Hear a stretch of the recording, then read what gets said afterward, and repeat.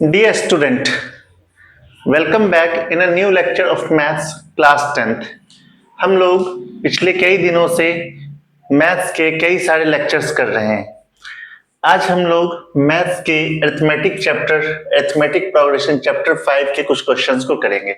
Already हमने इसका lecture 1 upload कर रखा है जिसमें हमने 5.1 एक्सरसाइज डिस्कस किया था। आज हम 5.2 एक्सरसाइज कुछ एग्जाम्पल को डिस्कस करेंगे। ठीक है, इस अरिथमेटिक प्रोग्रेशन चैप्टर 5 का हमने सपोर्ट मटेरियल से ऑलरेडी वीडियो अपलोड कर रखा है। कंप्लीट वीडियो अपलोडेड है।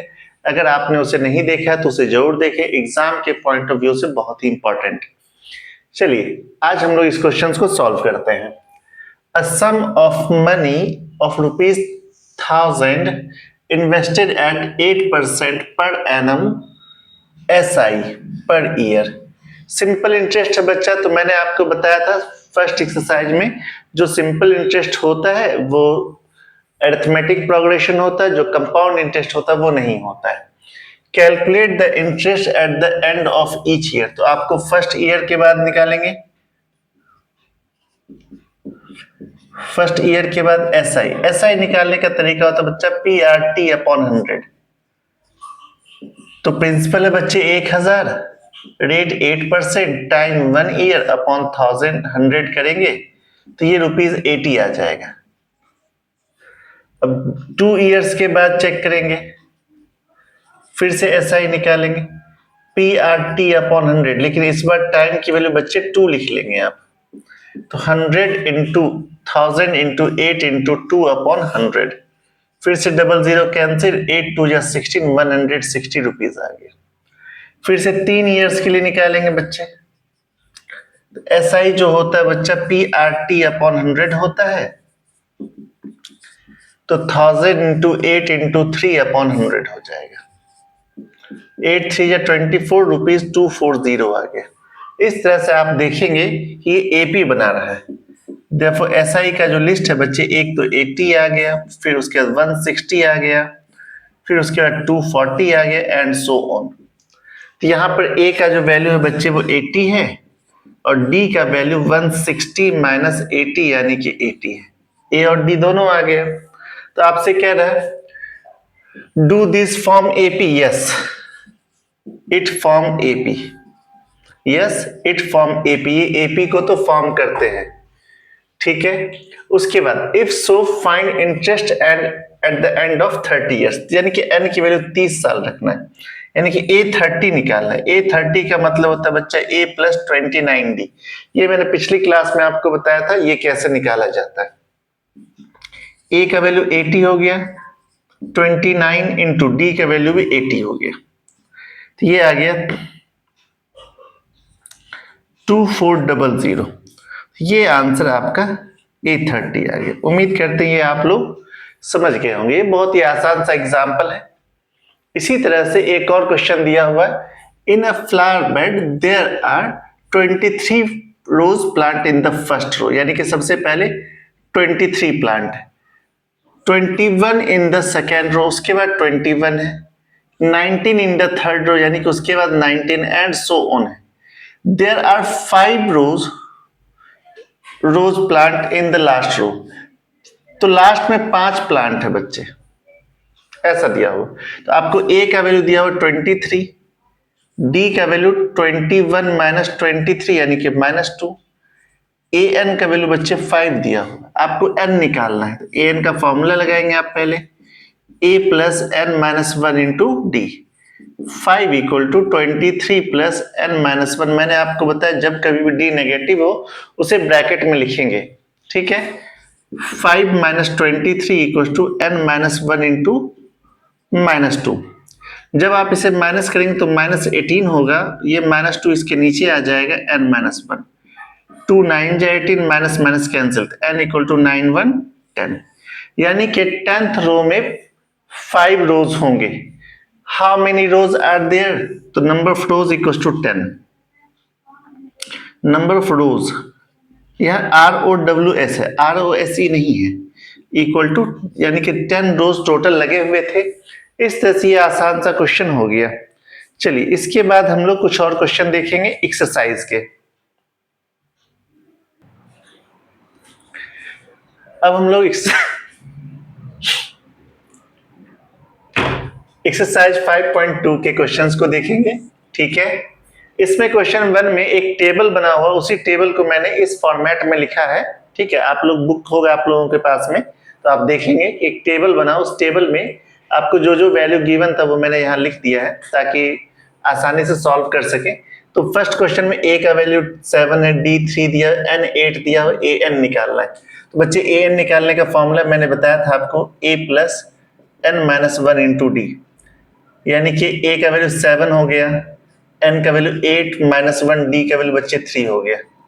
7 प्लस 8 माइनस 1 7 इंटू 3।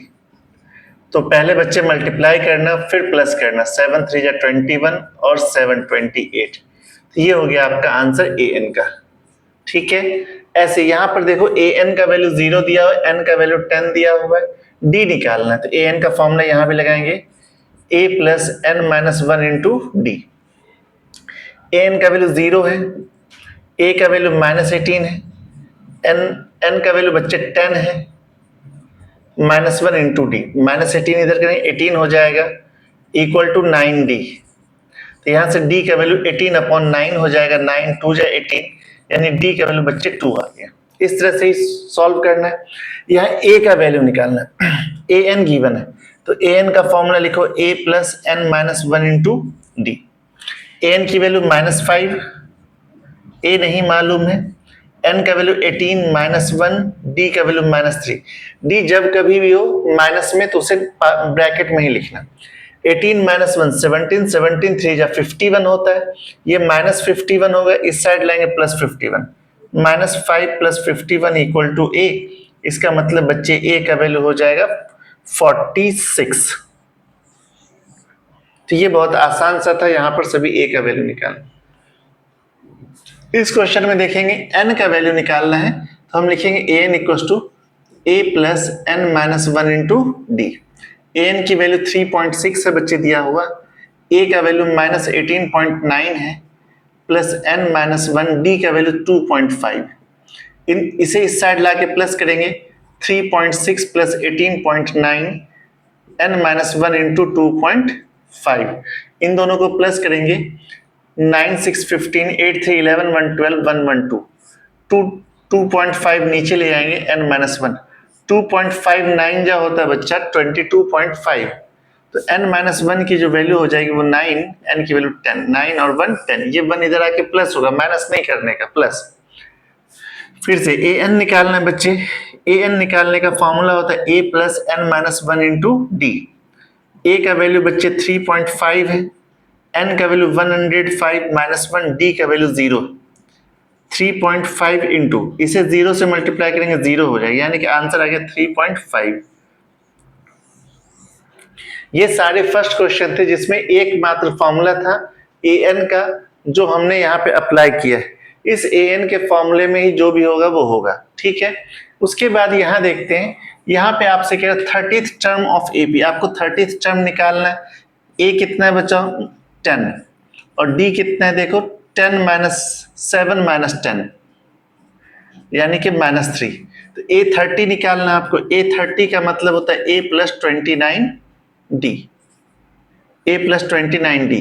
A का वैल्यू 10, 29 इंटू -3, 10 माइनस 87, 29 3 जा 87, तो ये -77 हो गया, यानी कि C option is the right answer. इसका ऑप्शन नंबर सी सही है। ऐसे यहाँ पे कह रहा है आपसे 11th term of the AP, ओ एपी तो लिखा ही नहीं है, चलो मैं एपी देख लेता हूँ। -3 माइनस 1/2, -3 माइनस 1/2 और क्या है 2 है। इस एपी का आपको 11th टर्म लिखना है, यानी कि A11 लिखना है। ए का वैल्यू बच्चे -3 हो जाएगा, और डी का value -1/2 minus -3, -1/2 plus 3, cross multiply करेंगे, -1 प्लस 6 तो 5/2 आ जाएगा। ठीक है, तो यहां पे बना लेते हैं थोड़ा सा स्पेस में। A11 निकालना है, यानी A प्लस 10D करना है। A का वैल्यू देखो -3 है, प्लस 10 इंटू 5/2, 2 5 जा 10, -3 + 25 यानी कि 22 इसका आंसर हो जाएगा। 22 कौन सा ऑप्शन है? B option is the right answer. इस तरह से यहां से 1 और 2 कंप्लीट हो गया है। पॉज करके नोट कर लें, फिर कुछ और क्वेश्चन देखते हैं।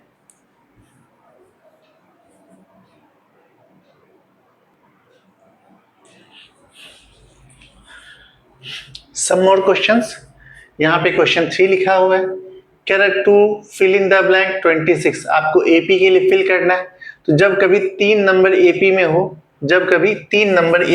ए B C are in AP, तो आप b इक्वल टू लिखते हैं a प्लस सी अपॉन 2, यानी कि बीच वाली वैल्यू निकालने साइड वाले का सम अपॉन 2, यानी कि इन दोनों को प्लस करेंगे 2 + 26 अपॉन 2, यानी कि ये हो जाएगा 28 अपॉन 2, यानी कि 14 इज द राइट आंसर।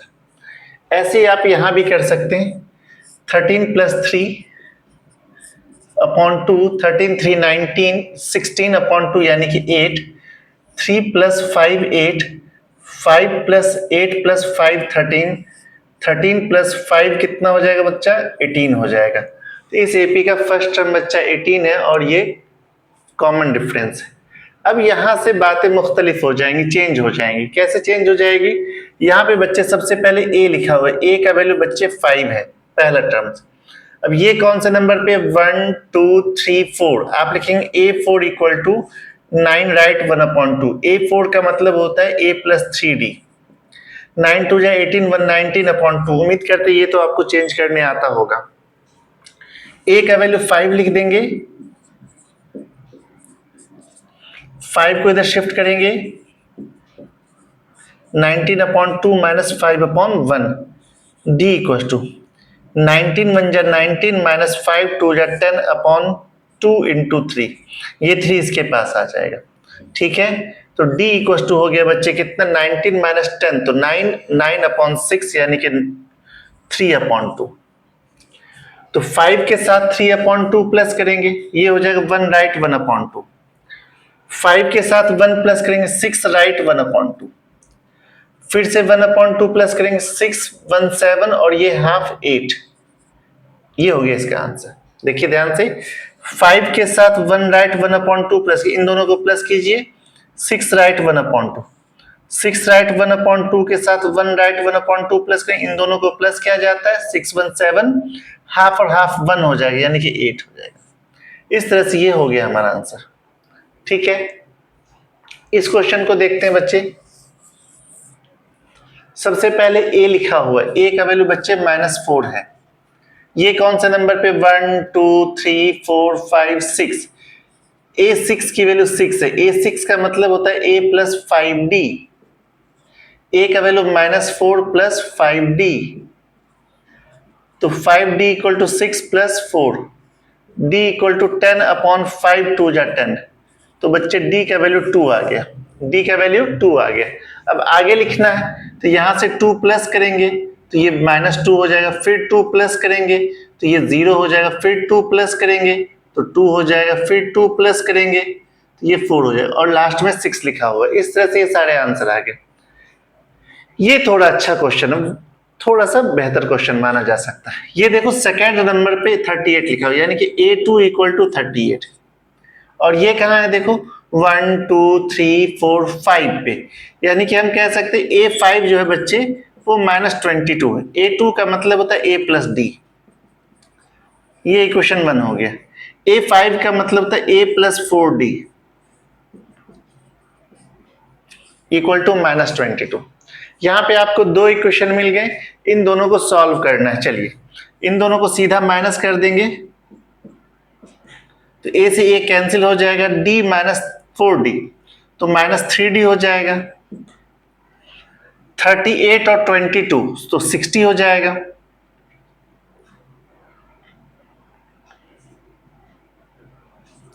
तो D का वैल्यू हो जाएगा -20।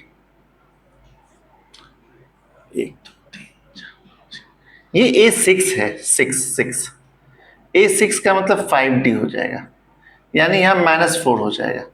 तो -4 से मल्टीप्लाई करेंगे तो -15 आ जाएगा डिवाइड करने पर। मैंने रॉन्ग काउंट कर लिया था, 1 2 3 4 5 6, 6 पे 22, A6 होगा, मैंने 5 लिख दिया था, A6, ठीक है, A6 होता है A+5D, इस तरह सही हो गया। अब हमको क्या करना है, इसके आगे जाने के लिए -15 करना है, इनसे -15 करेंगे, 8 - 5 तो 3 होता है, 3 - 1 तो 2 होता है, फिर से -15 करेंगे तो 8 हो जाएगा, फिर से -15 करेंगे तो ये -7 हो जाएगा, और इधर लाने के लिए +15 कर लेंगे, इधर जाने के लिए माइनस, इधर आने के लिए प्लस, उल्टा आने के लिए प्लस, सीधा जाने के लिए माइनस करना पड़ रहा। तो 8 5 13 3 1 4 1 5, इस तरह से हमारे सारे वैल्यूज आंसर आ गए। उम्मीद करते हैं ये बात आपको समझ में आ गया होगा, बहुत आसान सा था। ऐसे भी एक और तरीका था, इन दोनों को प्लस करके हाफ कर देते तो बीच वाला ये नंबर आ जाता, फिर इन दोनों को प्लस करके हाफ करें तो ये नंबर आ जाएगा, फिर इन दोनों को प्लस करके हाफ करें तो ये नंबर आ जाएगा। ठीक है, चलिए इसे देख लेते हैं। विच टर्म ऑफ एपी, कौन सा टर्म, यानी कि आपको एन निकालने के लिए कह रहा। ए का वैल्यू बच्चा यहाँ पर 3 है, डी का वैल्यू 8 - 3 यानी कि 5 हो जाएगा, ये ए एन गिवन है। तो ए एन का फॉर्मूला क्या होता है, a + n - 1 इंटू डी, यहां से आपको n का वैल्यू निकालना है। तो हमने फर्स्ट क्वेश्चन में बहुत सारा n निकाला था, तो यहां भी n का इसी तरह से वैल्यू निकालेंगे। चलिए देखते हैं, सॉल्व करते हैं। 78 = 3 + n - 1 इंटू 5, 78 - 3 = n - 1, 7 इंटू 5, 75/5 यानी कि 15 = n - 1, n की वैल्यू 15 + 1 16, ये हो गया आंसर। ठीक इसी तरह से क्वेश्चन 5 में भी आपको n ही निकालने के लिए, find number of terms in each, यहां भी n निकालना है। तो देखो बच्चे, a का वैल्यू 7 है, d का वैल्यू 13 - 7 यानी कि 8 हो जाएगा, 6 हो जाएगा। ठीक है, a n का वैल्यू ये रहा, तो आप a n का फॉर्मूला लगाएंगे, a + n - 1 into D, 205 = 7 + n - 1 into 6, 205 - 6 = -7 = n - 1 into 6। जब 205 से 7 माइनस करेंगे तो 198 हो जाएगा, 6 को यहाँ नीचे ले आएंगे, इक्वल टू n - 1, 6 3 जा 6 3 जा, तो 33 आ गया, तो n की वैल्यू हो गया बच्चा 34, ये आंसर आ गया। ठीक इसी तरह से यहां भी कर लेंगे, a का वैल्यू बच्चे 18 आ गया, और d का वैल्यू 15, राइट, 1/2 - 18, तो ये हो जाएगा 15 2 जा 31/2 - 18/1, यानी कि 31 - 18 2 जा 36/2, यानी कि -5/2। ठीक है, और लास्ट में जो लिखा हुआ है -47, ये ए एन का वैल्यू। तो ए एन का फॉर्मूला क्या होता है, a + n - 1 into D, -47 = a का वैल्यू 18 है, n - 1 d का वैल्यू -5/2। जब कभी भी d नेगेटिव हो तो उसे ब्रैकेट में ही लिखना। 18 को इधर लाके माइनस करेंगे, -47 - 18, n - 1 इंटू -5/2, ये प्लस कीजिए, -65, इसका रेसिप्रोकल यहां लिखा जाएगा, -2/5 = n - 1, 5 से कट गया, 13 बार में माइनस माइनस भी कैंसिल हो गया, 13 2 जा 26, 1 इधर लाएंगे तो n की वैल्यू 27। तो यहाँ पे एक कुछ आसान से आंसर आ गए। ठीक है, चेक करते हैं फ्रेम में आ रहा है कि नहीं आ रहा, बिल्कुल आ गया है। उम्मीद करते हैं पॉज करके इसे नोट कर लेंगे, आप वीडियो पॉज कर लें, स्क्रीनशॉट ले लें।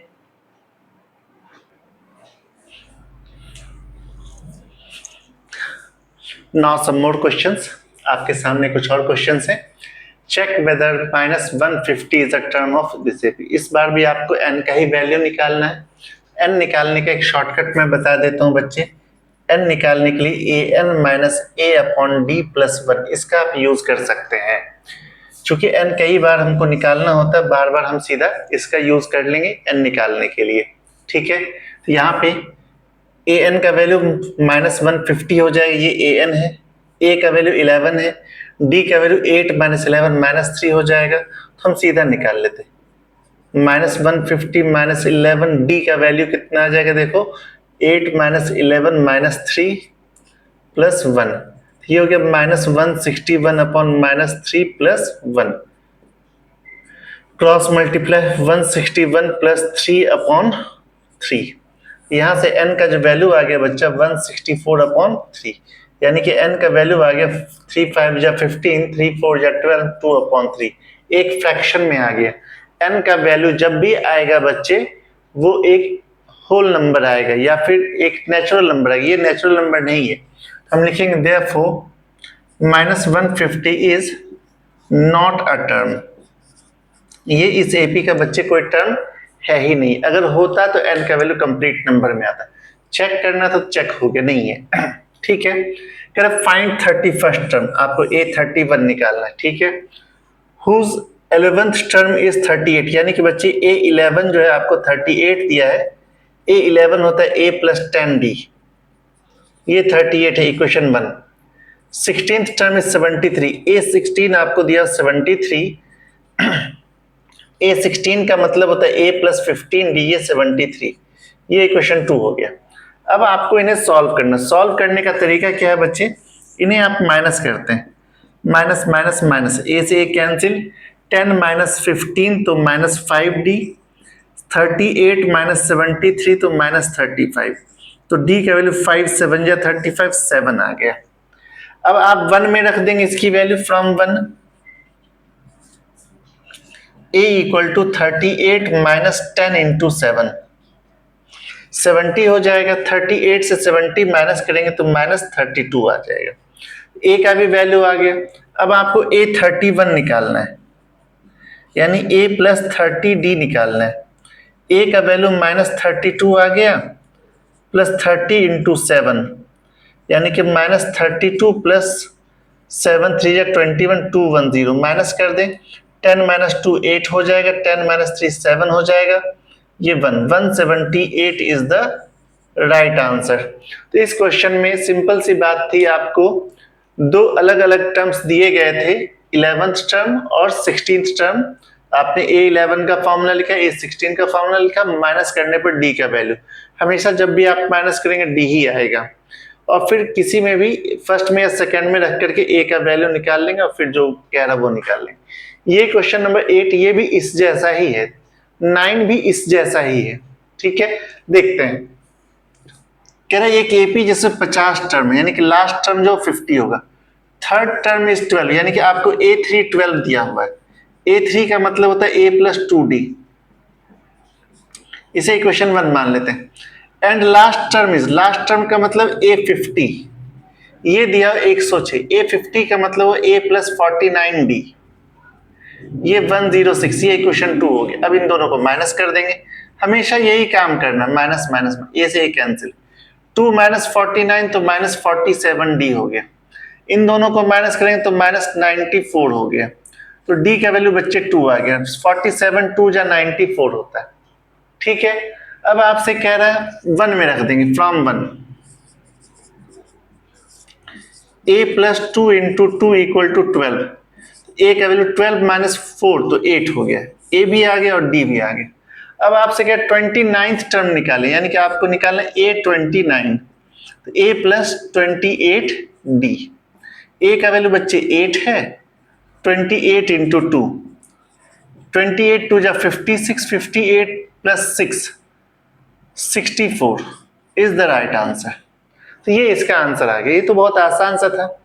इस क्वेश्चन में भी ऐसा ही कुछ है, कह रहा third and 9th term, A3 आपको दिया हुआ है 4, A9 दिया हुआ है आपको -8, A3 का मतलब होता है बच्चे A प्लस 2D, ये 4, A9 का मतलब होता है A प्लस 8D, ये दिया हुआ -8, ऐसा आपको गिवन है। अब इन्हें माइनस कर लेंगे, ये इक्वेशन 1 हो गया, ये इक्वेशन 2 हो गया, इन्हें माइनस कर लेंगे, माइनस माइनस ये प्लस, ये माइनस वाला प्लस हो जाएगा, ए से कैंसिल, 2 माइनस 8 तो -68 4 12, तो यहाँ पे माइनस है, यहाँ पे माइनस नहीं है बच्चे, तो D का वैल्यू हो जाएगा -2, इस तरह से D का वैल्यू आ गया। 1 में रख लेंगे, फ्रॉम 1 A इक्वल टू कितना हो जाएगा बच्चे 4 प्लस ये प्लस इधर जाके माइनस होगा, लेकिन इस माइनस के प्लस हो जाएगा 2 इंटू 2, तो ए का वैल्यू 2 2 जा 4 4 8 हो गया, ए भी आ गया, डी भी आ गया। अब आपसे कह रहा which term of AP is zero, यानी कि एन का वैल्यू निकालना है, और मैंने बताया एन निकालने के लिए ए n minus a upon D लिख सकते हैं। यहां पर तो ए एन है ही नहीं, है ना, ए एन का वैल्यू जीरो है दिया हुआ, ठीक है। तो एन निकालने के लिए हम यूज करेंगे ए n minus a upon d plus 1। A N का वैल्यू जीरो, माइनस ए का वैल्यू देखो कितना है 8, डी का वैल्यू -2 प्लस 1, तो ये -2 4 जा 4 प्लस 1 5, यानी n का वैल्यू 5 आ गया बच्चे। इस तरह से आपने इस क्वेश्चन को भी सॉल्व कर लिया। इस क्वेश्चन हमने शॉर्टकट ये वाला यूज कर लिया थोड़ा सा, ठीक है। ये चारों क्वेश्चन लगभग एक जैसे ही थे, लगभग सभी, ठीक है। ये क्वेश्चन भी देखते हैं, ऐसा ही होगा।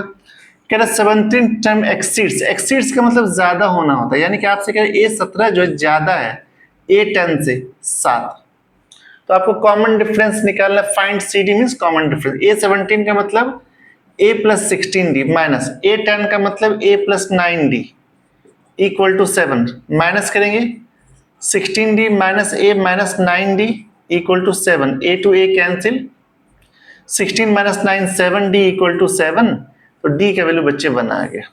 यही आपको निकालना था, ये बहुत आसान सा था, 1 मार्क्स में ही आपसे पूछेगा ये, अगर आ भी गया तो 1 मार्क्स में आएगा, ठीक है। लेकिन ये क्वेश्चन काफी इंपॉर्टेंट, क्वेश्चन 11 था आपके लिए, बहुत इंपॉर्टेंट, एग्जाम में आ भी चुका है। कह रहा है ये एपी दिया हुआ है, एपी का ए कितना हो जाएगा बताओ 3, डी कितना हो जाएगा 15 माइनस 3 12, ठीक है। कह रहा कौन सा टर्म, विच टर्म, एन का वैल्यू पूछ रहा है, will be 132 more than it's 54th term. तो पहले ए 54 निकालेंगे, a प्लस 53d, a का वैल्यू 3 हो गया, 53 इंटू 12, 3 प्लस 12 3 जा 36, कैरी 3, 12 5 जा 60 और 3 63, इसमें 3 प्लस कर देंगे तो ये हो गया 639। अब हम क्या करेंगे, ए एन लिख लेंगे, ए एन इक्वल टू होगा A54 प्लस 120, क्यों 132, क्योंकि आपसे कह रहा है कौन सा टर्म, तो ए एन मान लेंगे, वो 132 ज्यादा होता है, तो ए एन का फॉर्मूला क्या होता है, A plus N minus 1 into D.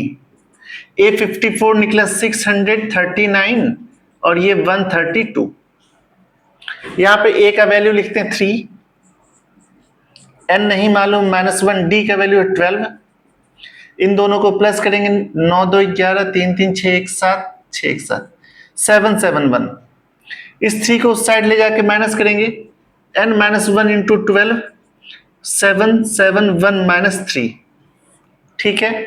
n minus 1 की जो वैल्यू आ जाएगी बच्चे, माइनस करेंगे 11 माइनस 3 तो 8 होता है, ये 6 हो जाएगा, और ये 768 अपॉन 12, ये 12 यहाँ पे मल्टीप्लाई करें डिवाइड हो जाएगा, 12 6 जा 72, 12 4 जा 48, तो 64 आ गया, तो n का वैल्यू हो जाएगा यहाँ पे 65।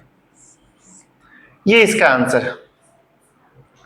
ये इंपॉर्टेंट सवाल है, इंपॉर्टेंट, एग्जाम में ये आ चुका है ऑलरेडी, तो ये 3 मार्क्स से पूछता है एग्जाम में, तो इतना सा लिखना काफी है आपके लिए, तो आप लिख देंगे हैं 65th term is 132 more than it's 54th term.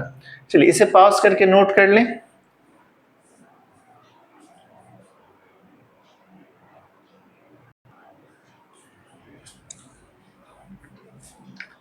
Some more questions.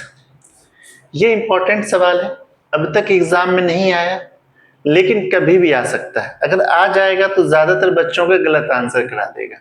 कह रहा 2 अलग अलग एपी हैं, उनका कॉमन डिफरेंस सेम है। जब कभी बच्चे कॉमन डिफरेंस सेम होता है तो फर्स्ट टर्म का डिफरेंस, सेकंड टर्म का डिफरेंस, थर्ड टर्म का डिफरेंस हमेशा एक ही जैसा होता है।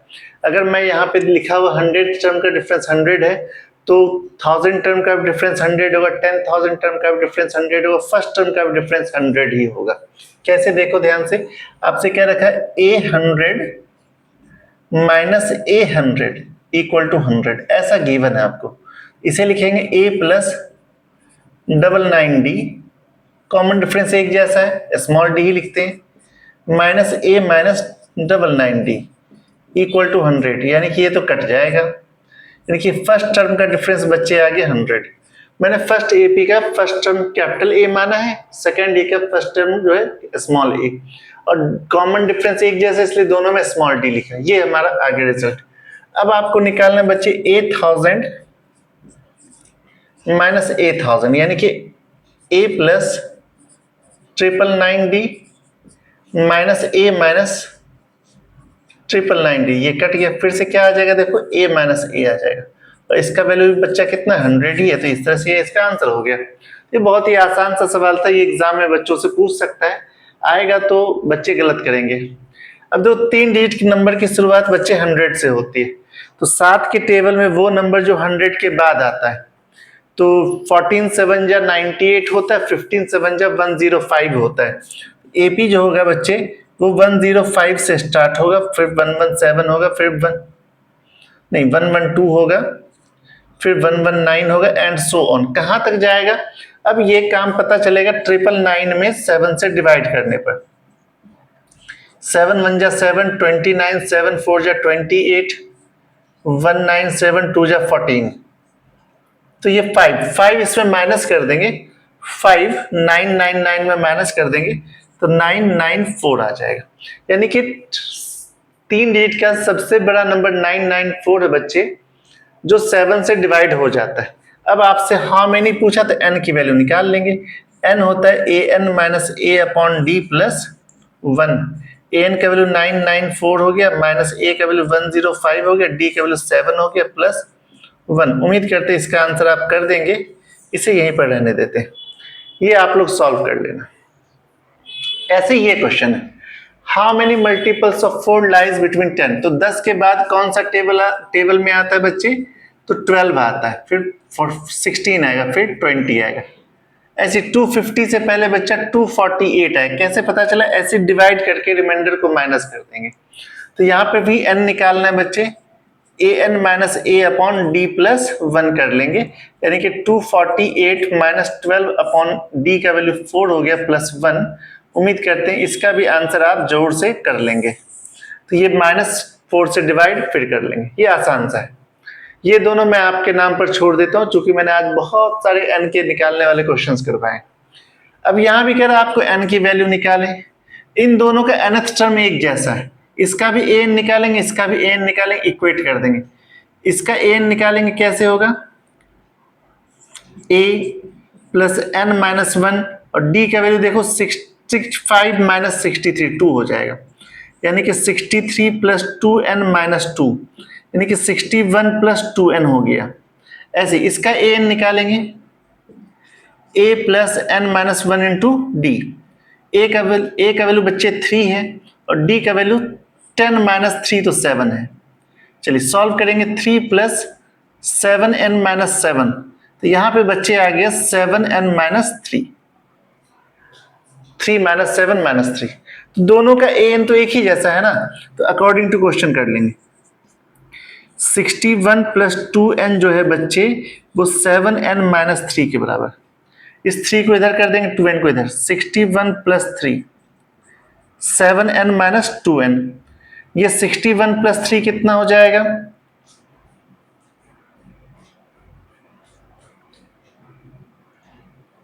सिक्सटी वन प्लस 3 64, 7n से 3n माइनस कर देंगे, ये 2n माइनस कर देंगे, तो ये कितना हो जाएगा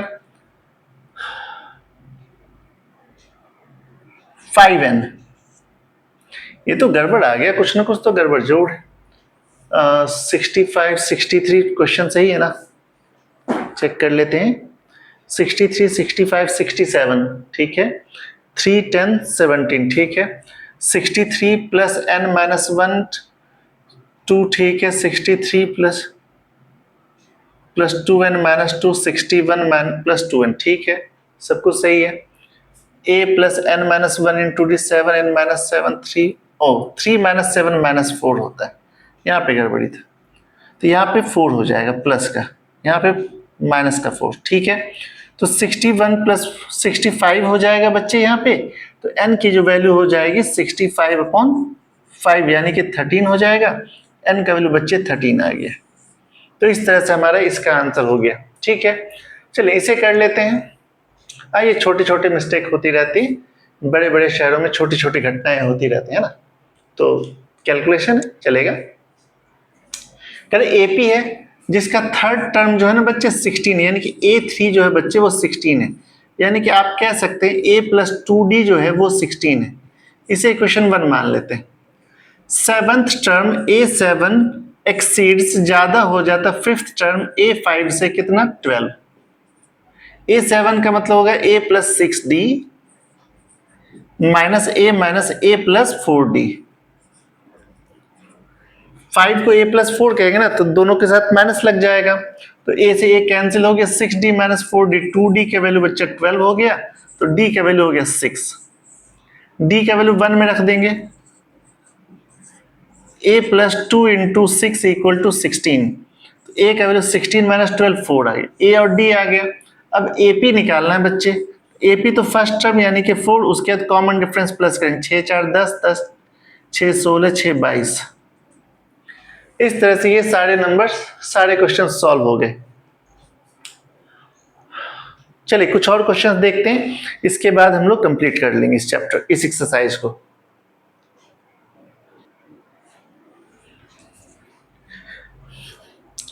सम मोर क्वेश्चंस, इसके बाद हमारा ये एक्सरसाइज 5.2 कंप्लीट हो जाएगा।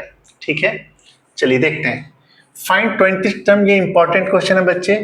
क्या 20th टर्म निकालना फ्रॉम लास्ट, तो लास्ट से लिखा हुआ इसलिए ए जो होगा हम लास्ट टर्म को ही मान लेंगे, 253 को ही, और डी जो लेंगे हम यहां से पहले सेकंड से फर्स्ट माइनस कर, इस बार फर्स्ट से सेकंड माइनस कर लेंगे।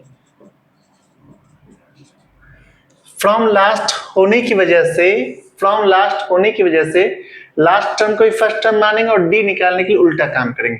अब A20 निकालना है, A20 का मतलब होता है A प्लस 19D, A का वैल्यू 253 है, 19 इंटू माइनस 5 यानी 253 माइनस 95, तो माइनस कर दीजिए 13 माइनस 5 तो 8 हो जाएगा, ये 4 14 माइनस 9 तो 14 minus 9 5 158 is the right answer. Just a second.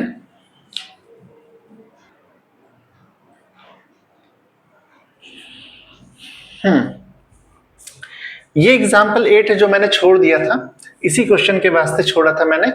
इसमें भी आपको 11th टर्म निकालना, लेकिन फ्रॉम लास्ट निकालना। ठीक है, तो लास्ट टर्म को ही ए मान लेंगे। ए का वैल्यू बच्चे माइनस 62 हो गया, और डी का वैल्यू 10 से 7 माइनस कर लेंगे तो कितना हो जाएगा, 10 माइनस 7 3 हो गया।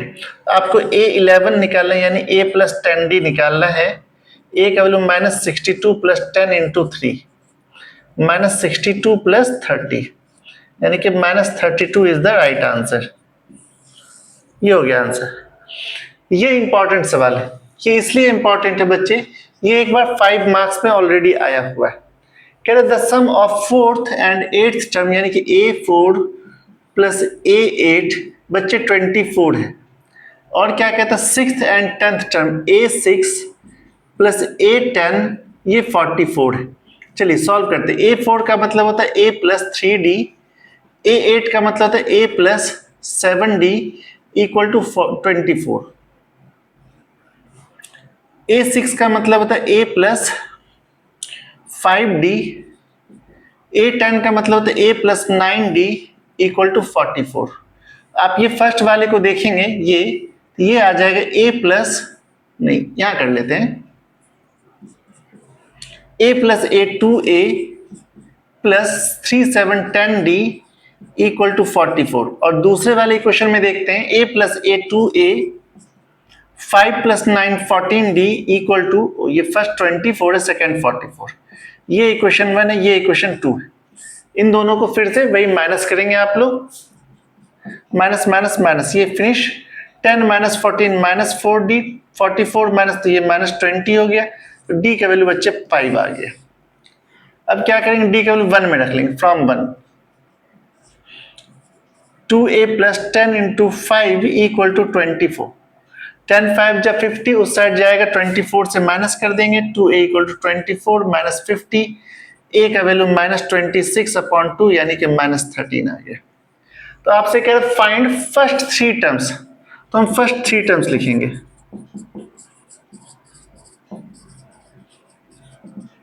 फर्स्ट थ्री टर्म में सबसे पहले a लिखेंगे, a का वैल्यू -13, फिर d प्लस करेंगे यानी कि -8, फिर d प्लस करेंगे -3।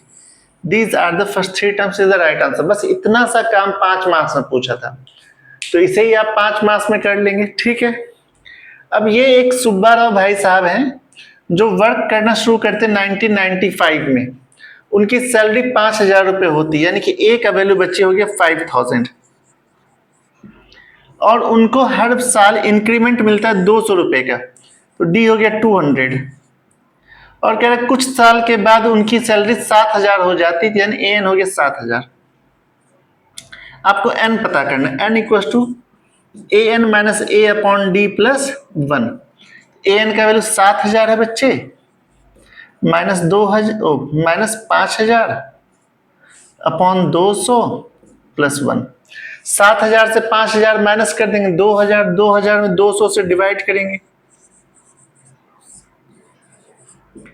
+1 210 जाए, यानी कि n equal to 11th year, यानी कि 11वें साल में उनकी सैलरी जो है बच्चे 7,000 हो जाएगी। 19 के जैसा 20 क्वेश्चन है। एक बच्ची है रामकली जो 5 रुपए फर्स्ट वीक में बचाती है, तो ए का वैल्यू बच्चे 5 हो गया।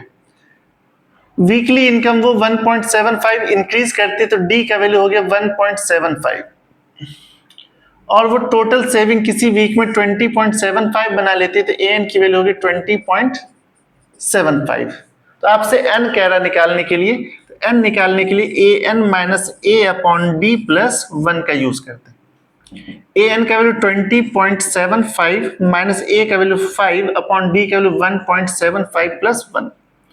जब 20 से 5 को माइनस करेंगे 15.75 हो जाएगा, अपॉन 1.75 प्लस 1, पॉइंट कैंसिल हो जाएगा।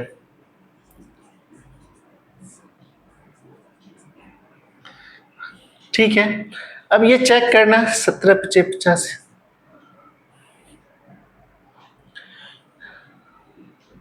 9 चांस में कर जाएगा। 9 5 जा 45, 9 7 जा 63 और 4 67, 9 1 जा 9 और 9 चांस में ये कट जाएगा। 9 और 1 10 हो जाएगा, तो n का वैल्यू बच्चा 10 आ गया, यानी कि 10 वीक में वो बालिका जो है 20.75 रुपीज गेन कर लेगी। तो यहाँ पे हमारा एक्सरसाइज 5.2 कंप्लीट होता है। हमने फर्स्ट लेक्चर में एक्सरसाइज 5.1 और कुछ एग्जाम्पल करे थे, ये सेकेंड लेक्चर इसमें 5.2 और कुछ एग्जाम्पल करें। इसके बाद थर्ड लेक्चर में 5.3 और कुछ एग्जाम्पल करेंगे, उसके बाद ये चैप्टर कंप्लीट हो जाएगा। वैसे थर्ड चैप्टर में ज्यादा क्वेश्चन है, थोड़े लेंदी भी हैं, हो सकता है थर्ड एक्सरसाइज जो है हम थोड़ा सा 2 पार्ट में कर लेंगे, या देखेंगे एक पार्ट में कंप्लीट होगा तो कर लेंगे। अगर आपने यहाँ तक देख लिया है तो लाइक कमेंट शेयर सब्सक्राइब जरूर कर दें। उम्मीद करते हैं आपको अच्छा लगा होगा। Thank you.